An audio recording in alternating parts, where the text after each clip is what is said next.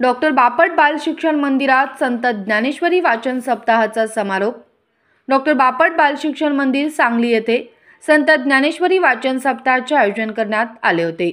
संत श्रेष्ठ श्री ज्ञानेश्वर माऊलींच्या 750वी जयंती, संत नामदेव महाराजांच्या 675व्या पुण्यतिथी आणि संत श्रेष्ठ तुकाराम महाराजांच्या 375व्या वैकुंठगमन वर्षानिमित्त हा उपक्रम राबविण्यात आला होता।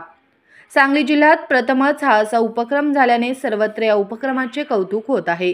हा ज्ञानेश्वरी वाचन सप्ताह शनिवार 25 ऑक्टोबर 2025 पासून शुक्रवार 31 ऑक्टोबर 2025 पर्यंत आयोजित केला होता। दररोज सकाळी 8 ते 11 या वेळेत विद्यार्थ्यांसमवेत ज्ञानेश्वरीतील निवडक अध्यायांचे वाचन करण्यात येत होते। 31 ऑक्टोबर रोजी या पारायण सोहळ्याचा समारोप करण्यात आला। सकाळी 8 वाजता ज्ञानेश्वरी वाचन करून गावभागमधून दिंडी काढण्यात आली। यावेळी संजय कोटणीस महाराजांनी काल्याचे कीर्तन केले। यावेळी त्यांनी विद्यार्थ्यांना श्रीकृष्णाच्या गोष्टी सांगितल्या। त्यानंतर दहीहंडी सोहळा पार पडला। यानंतर सर्वांना महाप्रसादाचे आयोजन करण्यात आले होते।